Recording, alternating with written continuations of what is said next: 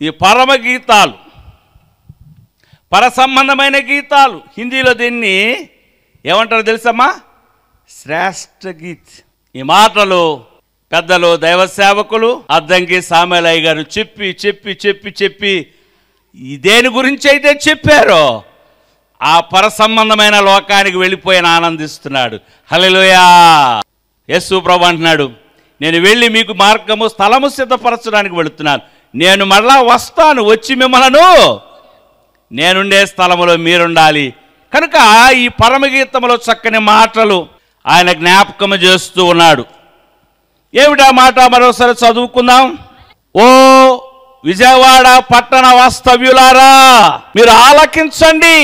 రెండవది, నా ప్రియుని స్వరము వినబడుచున్నది, ఇదిగో అతడు వచ్చుచున్నాడు. ఆలకించుడి. యోబు రాసిన గ్రంథము 36వ అధ్యాయము 11వ వచనంలో మాట జ్ఞాపకం చేస్తే ఒక వచనం చెప్తాను ముందు. వారు ఆలకించి ఆయనను సేవించిన ఎడల వారి తమ దినములను క్షేమముగాను తమ సంవత్సరములు సుఖముగాను వెళ్ళబుచ్చుదురు.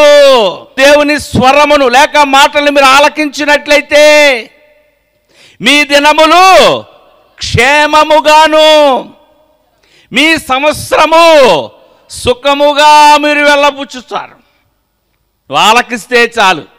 మీరు సమ్మతించిన మాట వింటే భూమి యొక్క శ్రేష్టమైన ఫలాలు మీరు తింటారు. చాలామంది వినరు. వినడం వల్ల విశ్వాసం వస్తుంది, విశ్వాసయుతమైన ప్రార్థన ఆరోగ్య. అందుకే దేవుడు చివరికి ఎవరో చెప్తున్నాడు? ఆకాశానికి భూమి చెప్తున్నాడు. చూడండి, యెషయా రాసిన గ్రంథం 1వ అధ్యాయము 2వ వచనములు అంటున్నాడు, ఆకాశమా ఆలకించు, భూమి చెవియొగ్గు, నేను పిల్లలను పెంచి ఎప్పవారిగా ఇంజనీర్లుగా చేసి తిని, డాక్టర్లుగా చేసి తిని, టీచర్లుగా చేసి తిని, సింగర్లుగా చేసి తిని, ఆరాధులుగా చేసి తిని. కానీ ఎంతమంది తిరుగుబాటు చేస్తున్నారు ఒకసారి ఆలోచన చేసుకో. యేసు ప్రభు తల్లి అంటుంది, ఆయన మీతో ఏం చెప్తాడో కనుక వారు ఆలకించాలి. రెండవదిగా మనం చూసుకున్నట్లయితే, నా ప్రియుని స్వరము వినబడుచున్నది. దేవుని స్వరము వినబడుతున్నది, నా ప్రియుని స్వరము వినబడుచున్నది. ఇందులో ఇంకో మాట జ్ఞాపకం చేస్తున్నాడు. చూడండి, 11వ వచనం చదవండి అమ్మా.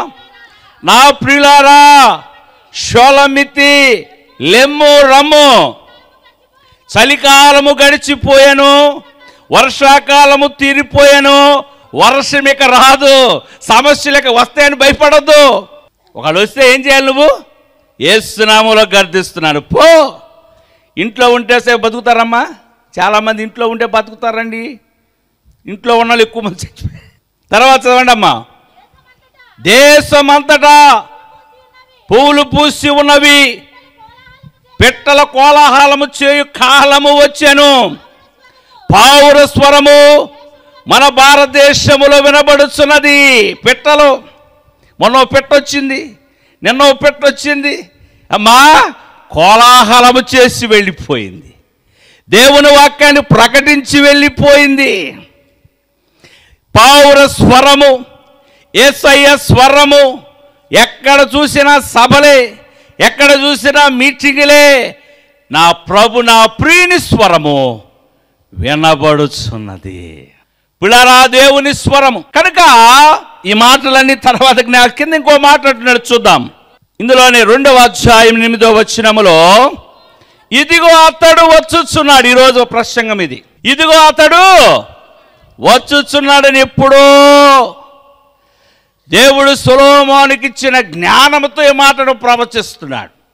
సొలొమోను కూడా ఒక ప్రవక్తే. రాబోయే కాలాన్ని గమనించి ఆయన ప్రకటన చేస్తున్నాడు. ఇదిగో, ఈ మాట కొద్దిగా దూరంగా ఉంది కదా. ఇదిగో అంటే ఆ మెయిన్ రోడ్లో ఉన్నవాడిని చూసి చెప్పదు. ఇదిగో ఆయన వస్తున్నాడు. ఎవరు? అదే మాట ఇక్కడ రాశారు. ఇదిగో ఆయన మేఘారూఢుడై వచ్చుచున్నాడు. ఏమిటి ఈ మాటకి? పిల్లరా చూద్దాం. పరిశుద్ధ గ్రంథములు యోహాను రాసిన సువార్త 1వ అధ్యాయము 26వ వచనములో చక్కని మాటను జ్ఞాపకం చేస్తున్నాడు. యోహాను నేను నీళ్లలో బాప్తిసం ఇచ్చుచున్నాను, కానీ నా వెనక వచ్చుచున్నవాడు మీ మధ్యలో ఉన్నాడు, మీతోనే ఉన్నాడు. ఎక్కడ ఇద్దరు ముగ్గురు నా నామాను కూడుకుంటారో వారి మధ్యలో వారితో ఉన్నానని వాగ్దానం చేసిన వాడు మీ మధ్యలోనే ఉన్నాడు. మీరు ఆయన ఎరుగరు. ఆయన చెప్పుల వారిని విప్పుటకు అయినను నేను యోగ్యుడను కాను అని చెప్తున్నాడు. ఇదిగో నేను మీకు నీళ్లలో బాప్తిసం ఇస్తూ ఉన్నాను, నా వెనక వచ్చేవాడు నాకన్నా యోగ్యుడు. పిల్లారా, ఈ మాట చెప్పిన తరువాత మళ్ళీ ఇంకో మాట ఆయనే చెప్తున్నాడు. 1వ అధ్యాయం 30వ వచనం. నా వెనక, ఆ మాటకి ఈ మాటకి తేడా ఉందా లేదా? దగ్గరకు ఉందా లేదా? ఇంతకు ముందేమో నా వెనక వచ్చుచున్నాడు అంటున్నాడు, ఇప్పుడేమంటాడు చదువుదాం. నా వెనక ఇంకా దగ్గరికి వచ్చాడు. నా వెనక ఓ మనుష్యుడు వచ్చుచున్నాడు, నాకంటే ప్రముఖుడు గనుక నాకన్నా ముందుటి వాడు, నేను ఎవరిని గూర్చి చెప్పేదను ఆయనే ఈయన. సొలొమోను చెప్పిన ఆయన, ప్రవక్తలు చెప్పిన ఆయన, మన పితలు చెప్పిన ఆయన, ఆయనే ఈయన.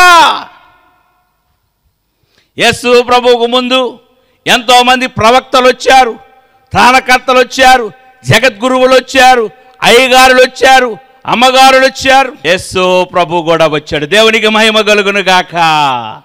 ఇందులోనే 29వ వచనం చదువుకోదు, ముందుకెళ్దాం. మరునాడు యోహాను ఎవరిని చూస్తున్నాడమ్మా? ఆయన యేసు తన యొద్దకు రాగా చూచి, ఇదిగో లోక పాపములను మోసుకుపోయే. అదేంటమ్మా? అమ్మాయి ఎంత చక్కగా ఉందో. ఈ అమ్మాయిని చూసి ఇదిగో గొర్రె పిల్ల అంటే ఎలాగుంటుంది వాళ్ళ అమ్మకి. యోహానేమో నా వెనక వచ్చేవాడు గొప్పవాడు అని చెప్తూ చెప్తూ చెప్తూ తీరా ఆయన దగ్గరకు వచ్చేసరికి, ఆయన ముందుకు రాగానే ఆయన ఏమన్నాడు? ఇదిగో లోక పాపములను మోసుకుపోయే లోకరక్షకుడు, దేవాది దేవుడు. సొలొమోను అంటాడు ధవలవర్ణుడు, రత్నవర్ణుడు, 10,000 మంది పురుషులలో అలాంటి గనుడైన దేవుని కుమారుని చూసి యోహాను ఏమంటున్నాడు? ఈయన దేవుని కుమారుడే, మరియ కుమారుడే, కన్య కుమారుడే, అబ్రహాము కుమారుడే, ఇస్సాకు కుమారుడే, దావీదు కుమారుడే. కానీ ఈయన గొర్రె పిల్లగా మన మధ్యకు వచ్చాడు. ఇది ఎలాంటి గొర్రె? లోక పాపములను మోసుకుపోయే. పౌలు గలతీయులకు రాసిన పత్రికలు అన్నాడు, కాలము సంపూర్ణమైనప్పుడు దేవుడు తన కుమారుని పంపించాడు. ఎలా పంపించాడంటే ఒక గొర్రె పిల్లగా పంపించాడు. ఎందుకు ఆయన గొర్రె పిల్లగా వచ్చాడు? నిర్గమకాండము 13వ అధ్యాయము 13వ వచనంలో మాట జ్ఞాపకం చేస్తున్నాడు. ఇక్కడ ప్రతి గాడిద పిల్లను వెల ఇచ్చి విడిపించి దానికి మారుగా గొర్రె పిల్ల. ఇక్కడ ఒక ధర్మశాస్త్రములో ఒక నియమం ఉంది. ఏమిటా నియమం అంటే, ప్రథమ ఫలము దేవునిది. గుడ్డు కానీ, కోడు కానీ, పువ్వు కానీ, పండు కానీ, ఫలము కానీ మొదటిది ఎవరిదమ్మా? జాగ్రత్త, ఇస్తున్నావో లేదో. దేవుడికి ఇచ్చేది బలమైనది ఇవ్వాలి, శ్రేష్టమైనది ఇవ్వాలి. ఏదో ఇది కునుకుతుంది కదా, దేవుడికి ఇచ్చేద్దాం. ఇది ఈరోజు రేపు చచ్చిపోద్ది కనుక ఇది ఎదగట్లేదు కదా దేవునికి. దేవుడు వెక్కిరించబడడు. ప్రియుడా, ఏమి విత్తుతామో దేవునికి శ్రేష్టమైనది ఇవ్వాలి. అప్పుడు దేవుడిని దీవిస్తాడు. అన్నీ ఇవ్వచ్చు, కానీ గాడిద పిల్లను మాత్రం ఇవ్వకూడదు. దీనికున్న నియమం ఏంటో తెలుసా? అది పుట్టగానే దాని మెడ విరగదీసి చంపేయాలి. ఎందుకంటే అది శపించబడినది, అది మాట విననిది, అది లోబనది. దీని గురించి గుడ్ ఫ్రైడే అయ్యగారు చెప్తా ఉంటారు. కనుక ఇక్కడ గమనించినట్లయితే, ఎందుకు మనిషి గాడిద స్వభావం. ఈ గాడిద ఎవరంటే మనమే. ఎవరి గాడిద? బడికెళ్ళని గాడిద, కుడికి రాని గాడిద, మాట వినని గాడిద. ఈ గాడిద బ్రతకాలి అంటే దీనికి ఏం కావాలండి? ఇంకో గొర్రె పిల్ల కావాలి. గాడిద లాంటి మనలను బ్రతికించడం కోసం ఆయనే గొర్రె పిల్లగా ఈ లోకానికి వచ్చాడు.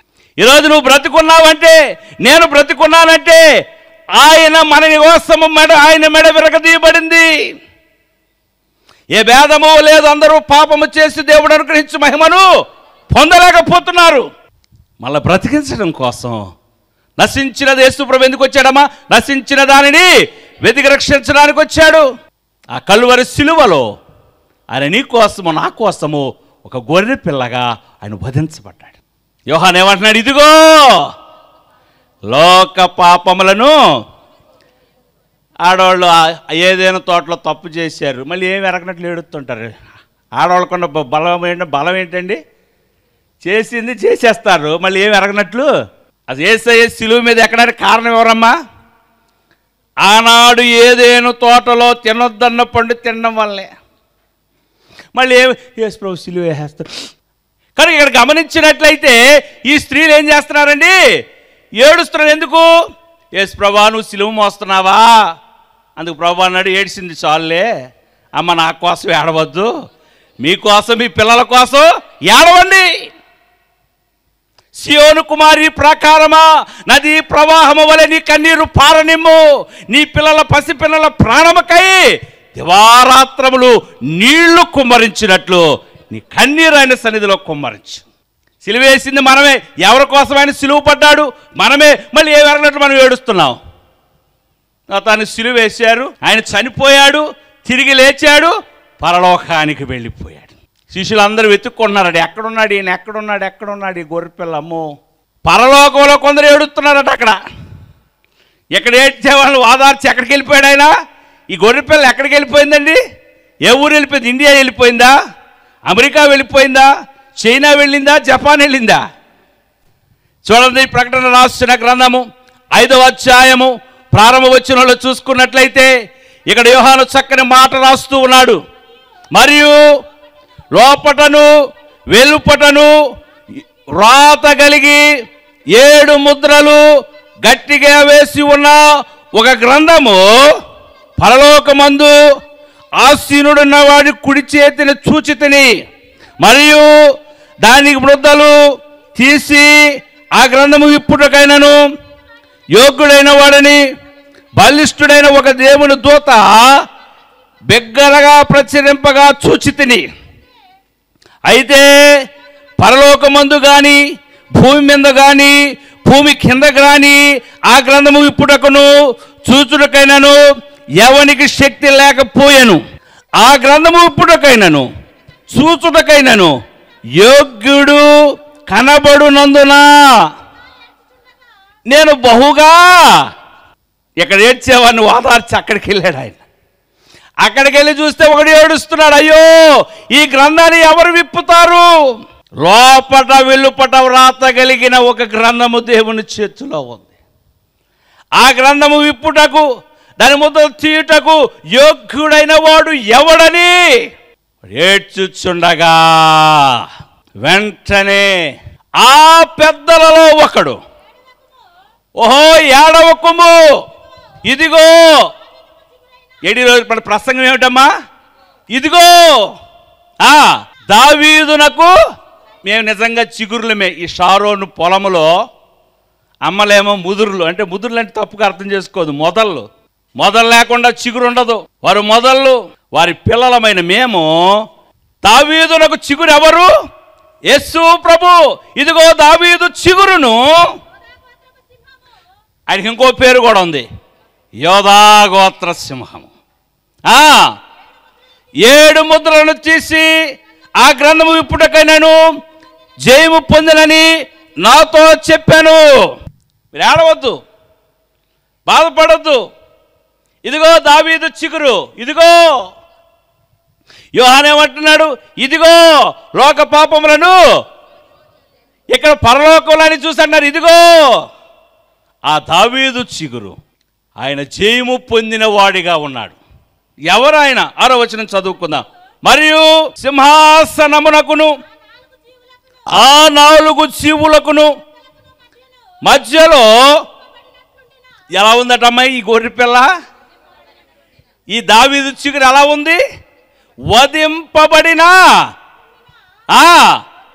గొర్రె పిల్ల ఇక్కడ నుండి ఎక్కడికి వెళ్ళిపోయింది? ఆ గొర్రె పిల్ల ఎక్కడికి వెళ్ళిపోయిందమ్మా?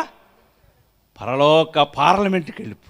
దాన్ని చూస్తే అవి 5 గాయాలు, దానికి ఏమున్నాయి? గాయాలున్నాయి, జబ్బలున్నాయి. వదకు తేబడిన నోరు తెరవలేదా ఏ ప్రేమ,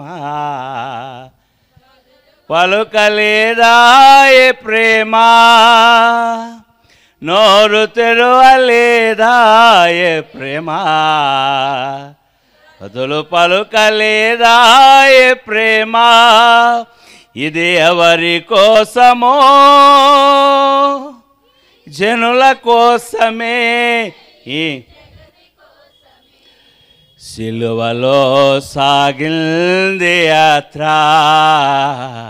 కరుణామయుని చెల్లుమని కొట్టింది ఒకడు, తన మోముపై బంతులాడినారు, బాధలు పెట్టినారు, నోరు తెరవలేదా ఏ ప్రేమ. ఆయన నోరు తెరిస్తే ఏమైపోయేవాళ్ళమో కానీ, వదకు తేబడిన గొర్రె పిల్లవలే ఆయన వధించబడి. ఆ గాయాలు కనబడుతున్నాయి. తోమా అంటున్నాడు, నేను ఆయన చూస్తే కానీ నమ్మను. రా తోమా, వచ్చి చూడు గాయములు. కనుక వధించబడిన గొర్రె పిల్లవలే ఆయన అక్కడ నిలబడ్డాడు. ఆ గొర్రె పిల్లకు ఇక్కడ మామూలు గొర్రె పిల్లగా లేదు, అక్కడేమో తల ఉంచుకున్నాడు. ఇక్కడ భూమి మీద ఉన్నప్పుడు అక్కడ ఎలాగొన్నాడు ఆయన? 7 కొమ్ములు 7 కన్నులు ఉండేను. ఆ కన్నులు భూమి ఎంతంతటా పంపబడిన దేవుని 7 ఆత్మలు. అంటే తెలుసా దేవునికి 7 ఆత్మలు కలిగిన వాడు అన్నమాట. 7 అంటే సంపూర్ణ. 7 కొమ్ములు 7 కన్నులు కలిగిన గొర్రెపిల్లగా కనబడుతుంది. ఈ గొర్రెపిల్ల ఏం చేస్తుందో తెలుసా? గ్రంథం విప్పుతుందట. డ్యూటీలో జాయిన్ అయిన వాళ్ళకి తెలుస్తుంది, మనకు తెలియదు. కానీ డ్యూటీలో జాయిన్ అయిన వాళ్ళకి ప్రతి ఒక్కరికి ఒక ఫైల్ ఉంటుంది. ఏముంటుందండి? మనకు కూడా ఒక ఫైల్ ఉంటుంది. ఎక్కడ? దేవుని దగ్గర ఒక పుస్తకం ఉంది, జ్ఞాపకార్థ గ్రంథం. అంటే ఏంటంటే, నువ్వు గ్లాసులు మంచినీళ్ళు ఇచ్చావనుకో, నీళ్ళు పండించలేదు పుట్టించలేదు, కానీ దేవుడిచ్చి నీళ్ళే, అది వేడి చేసి కూడా కాదు, చన్నీళ్ళే, నా నామం పేరట ఇచ్చేటప్పుడు ఎలాగవ్వాలో తెలుసా? యేసు నామంలో ఇస్తున్నాం అనాలి. అప్పుడు నీకు అకౌంట్లో డబ్బులు పడిపోతాయి. ఏదైనా టిఫిన్ పెడుతున్నప్పుడు ఏమనాలి? ఓహో, నీ అకౌంట్లో ఇచ్చిందేమో నువ్వు, అమ్మా నా నామట గిన్నెడు చన్నీళ్ళు ఇచ్చిన నీ ఫలము. ఇవన్నీ దేవదూతలు తీసుకెళ్ళిపోతుంటే రాసేస్తుంటే, ఏమినమ్మా ఏమి చేస్తున్నావో? అది జ్ఞాపకార్థ గ్రంథము. ఇప్పుడు చూడండి, ముద్దుకి గురించి రాజగ్రంథములో అది నిద్ర పట్టకపోతే తీమన్నాడు. తీసి చూస్తే ఆయన మేలు చేశాడు, కానీ ఉపకారం చేసినట్లు అందులో రాయలా. వెంటనే ఉపకారం చేశాడట. కనుక ఆయన గ్రంథములో రాయపడతావు. ఆయన గ్రంథములో పేర్లు రాయపడతాయి. ఇది జ్ఞాపకార్థ. ఇంకో గ్రంథం ఉంది, జీవ గ్రంథము. అందులో మీ పేర్లన్నీ యాడ్ అయిపోతూ ఉంటాయి. తర్వాత నీదో పుస్తకం ఉంటుంది, నీదో ఫైల్ ఉంటుంది. మరి బతుకంతా అక్కడ బయటపడుద్ది. ఎవరు చూడలేదు, పిల్లలు కూడా దాన్ని పాలు తాగి ఎవరు చూడట్లేదు. ఒకరోజు నడువు విరిగిన తర్వాత అర్థమవుద్ది. ఈరోజు ఎవరు నన్ను చూడట్లేదు. వివేకము కలిగి దేవుని వెతకవారు కలరేను అని ఆకాశము నుండి ఆయన పరిశీలన చేస్తూ ఉన్నాడు. కనుక అక్కడ ఉండే గ్రంథం విప్పడానికి ఆయన సిద్ధంగా ఉన్నాడు. ఆ గ్రంథం విప్పే ముందు ఆయన భూమి మీదకి వస్తారు, ఒకసారి రాబోతున్నాడు ఆయన. చూడండి, ప్రకటన రాసిన గ్రంథము 1వ అధ్యాయము 7వ వచనం. ఇదిగో ఆయన మేఘారూఢుడై వచ్చుచున్నాడు, ప్రతి నేత్రము ఆయనను చూచును, ఆయన పొడిచిన వారును చూచెదరు, భూజనులందరూ ఆయనను చూచి రొమ్ము కొట్టుకుందురు. అవును, ఆమేన్. ఈ మాట కొద్దిగా నేను వివరించి ముగిస్తాను. ఇది 2వ రాకడ. ఈ 2వ రాకడలో 2 భాగాలు. మొదట రాకడేమో గార్ధవాహనుడిగా వచ్చాడు, రెండవ రాకడలో మేఘారూఢుడిగా రాబోతున్నాడు. పౌలు దశలో రాసిన పత్తి కానీ ఆర్భాటముతోనూ ప్రధాన దూత శబ్దముతోనూ దేవుని బోరతో పరలోకము నుండి రెండవ రాకడలో ఆయన ఎక్కడికి వస్తాడంటే మధ్యాకాశానికి రాబోతున్నాడు. క్రీస్తునైన మృతి పొంది వారు మొదట లేపబడతారు. ఆ మీద సజీవులమైన మనము వారితో కూడా మనం ఎలా ఉండాలి? ఆ రెండవ రాకడలో ఎగరకపోతే ఇన్నాళ్ళు మన భక్తి ఆ క్రీస్తుని ధరించుకోవే. బాప్తిసం, క్రీస్తులోనికి బాప్తిసం పొందిన మీరందరూ యేసయ్యను ధరించుకోవే. నిన్ను కారులో తీసుకెళ్ళిపోతాడు, విమానంలో తీసుకెళ్ళిపోతాడు, అమెరికా తీసుకెళ్ళిపోతాడు. నా మాట వినవే. ఆ యేసయ్య కూడా నీ కోసము ఆయన్ని కార్లు పంపించట్లేదమ్మా, రైలు పంపించట్లే. ఏం పంపిస్తున్నాడు? విమానం కాదు, మేఘం పంపిస్తున్నాడు. యేసు ప్రభు చనిపోయిన తర్వాత ఆయన అపోస్తులతో మాట్లాడుతూ మా ఉలివలకుండా మాట్లాడుతూ ఉండగా ఒక మేఘం వచ్చి ఆయన కొనిపోయింది. ఇలా చూస్తున్నారట. దేవదూతలు అన్నారు, ఏ రీతిగా వెళ్ళిపోయాడు. మత్తయి సువార్త 24వ అధ్యాయము 23వ వచనం. ఆ కాలము ఏ కాలము? ప్రభు వచ్చే కాలము, రాకడ కాలము. ఆ కాలమందు ఎవడైనను ఇదిగో క్రీస్తు ఎక్కడ ఉన్నాడు, అక్కడ ఉన్నాడని చెప్పిన ఎడల, ఓహో ఇప్పుడు ఎలా తయారైంది తెలుసా? సేవ లేదు. ఈ సంఘం నుంచి నలుగురిని ఎలా తీసుకెళ్ళాలి ఆలోచన. ఏమ్మా ఏంటి? కష్టపడే పని లేదు. ఆడవాళ్ళు వంటలు వండు మర్చిపోయారు. అసలు అన్ని కర్రీ పాయింట్లు పెరిగిపోతున్నాయి. రోజు బిర్యానీ పాయింట్లు పెరిగిపోతున్నాయి. రాత్రి 12 గంటల వరకు ఫుడ్ కోర్టు, 4 గంటలు 4 o'clock బిర్యానీ. ఏ బిర్యానీ అమ్మా? మా పిల్లడు ఒకసారి లేచి అన్నాడు 4 o'clock చేసి బిర్యానీ కావాలన్నా. ఎక్కడ దొరుకుద్దట. ఏ కాలము? ప్రభు వచ్చే కాలము, ఆయన రాకడ కాలము. ఆ కాలమందు ఇదిగో ఈ క్రీస్తు ఎక్కడ ఉన్నాడు, అక్కడ ఉన్నాడని చెప్పిన ఓ జ్యేష్ఠుల సంగమా నువ్వు నమ్మొద్దు. తర్వాత అబద్ధపు క్రీస్తులను, అబద్ధపు ప్రవక్తలు వచ్చి సాధ్యమైతే ఏర్పరచబడిన వారిని సైతము గొప్ప సూచక్రియలు, మహత్కార్యములు. ఈరోజు సేవకులు కూడా తయారయ్యారుకున్నమ్మా, మహత్కార్యాలు చేసి చక్కగా నాటబడిన సంఘంలో ఉన్న బిడ్డలను ఏం చేస్తున్నారు? ఎందుకంటే నువ్వు నాటబడ్డావా జ్యేష్ఠుల సంఘంలో? చూడండి, చెట్లు నాటబడిన చెట్టుని ఎవడ కదపలేడు, కదిపితే చచ్చిపోతుంది. కానీ కుండీలో ఉన్న చెట్టును మాత్రం ఎక్కడ తీసుకెళ్ళవచ్చు? నంబూరు తీసుకెళ్ళవచ్చు, హైదరాబాద్ తీసుకెళ్ళవచ్చు, అమ్మేయచ్చు. అబద్ధపు బోధలు, ప్రవక్తలు వస్తున్నారు కూడా జాగ్రత్త. తర్వాత ఇంకో మాట అమ్మా, ఇదిగో ఈరోజు మన ప్రసంగం ఏమిటి? ఇదిగో ఎక్కడున్నాడు, అక్కడున్నాడు నమ్మొద్దు. ఇదిగో నేను ముందుగా చెప్పుచున్నాను. తర్వాత కాబట్టి 26వ రోజు ఎవరైనాను ఇదిగో అరణ్యములో ఉన్నాడని మీతో చెప్పిన ఎడలా తీసుకెళ్ళడానికి వస్తారు. నిన్ను నెమ్మదిగా పలావ పెడతారు, బట్టలు తెస్తారు, దశమాం ఇవ్వద్దు అని చెప్తారు. ఏం ఇవ్వద్దు, నువ్వు వస్తే చాలు అంటారు. అమ్మేస్తారు అంతే, కిడ్నీలు అమ్మినట్టు. ఆ తర్వాత ఇదిగో లోపల గదిలో ఉన్నాడని చెప్పినా ఇన్ని జాగ్రత్తలు చెప్పాడమ్మా. ఇదిగో ఓ జ్యేష్ఠుల సంఘమా ఆలకించండి, ఆలోచించండి, నా ప్రియుని స్వరము వినబడుచున్నది. ఆయన ఇదిగో ఆయన అతడు వచ్చుచున్నాడు. ఎలా వస్తున్నాడమ్మా? ఎలా వస్తున్నాడు? గంతులు వేయొచ్చు వచ్చేడి యేసు. అయిపోయింది, మూసేస్తున్నాడమ్మా. గంతులు వేయొచ్చు వచ్చేడి యేసు, గంతులు వేయొచ్చు నీ వస్తూ, ఎంతగానో ఎదిరించినను అంతగానో పైకి లేచెను. పరమరక్షక కరుణ కటాక్షగా త్వరగా రావయ్యా, నీ కొరకై వేచితిమయ్యా, మా వరుడవు నీవేనయ్యా. గంధవర్గములు తరుల గిరులపై ఆకలి లేని రాజ్యంకి వెళ్ళబోతున్నాం, ఆకలి లేని ప్రభు దగ్గరికి వెళ్ళబోతున్నాం. ఆయన త్వరగా వస్తూ ఉన్నాడు.